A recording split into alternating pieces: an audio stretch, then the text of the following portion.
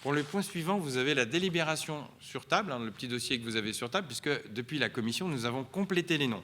En début de mandat, c'est encore une délibération de début de mandat, nous devons proposer des noms au service des impôts pour constituer la commission communale des impôts directs.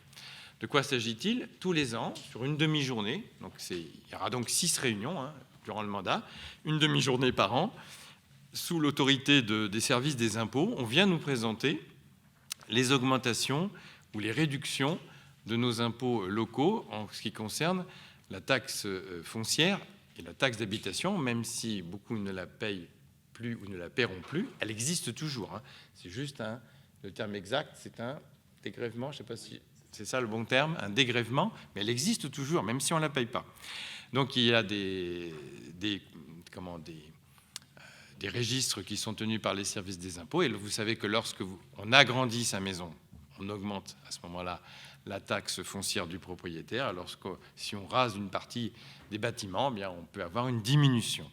Donc ceci est regardé de près par cette commission et qui donne son point de vue à chaque fois. Donc on détecte, chaque année c'est arrivé, des erreurs dans un sens favorable ou défavorable à nos concitoyens. Mais si c'est favorable aux concitoyens, c'est que c'est défavorable à la collectivité, et inversement. Donc il est bon de dépister, même s'il n'y en a que 2 ou 3 par an, ces erreurs.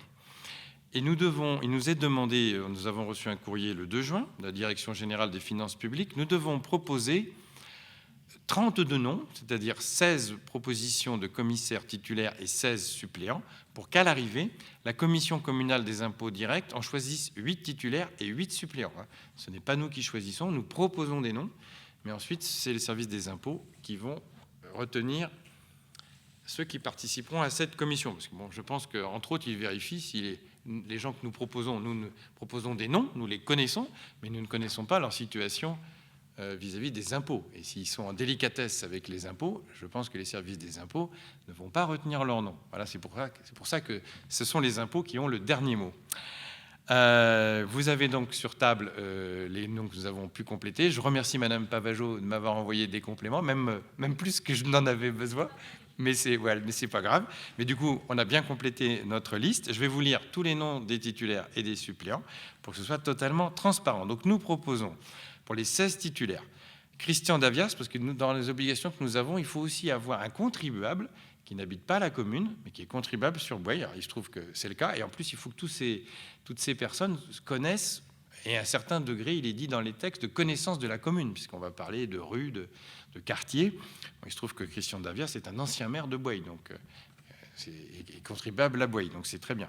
Christian Davias, Pierre Massé, Christian Amossé, Gilbert Dubreil, Chantal Sureau, Louis-Marie Cotineau, Bernadette Berthet, René Guillard, Alain Zadra, Dominique Gallet, Jérôme Choblet, Hélène Châteauloury, Christophe Hopi-Fargue, Sophie Ekman, Jérôme Chiron et Pascal Tanguy, pour les 16 titulaires.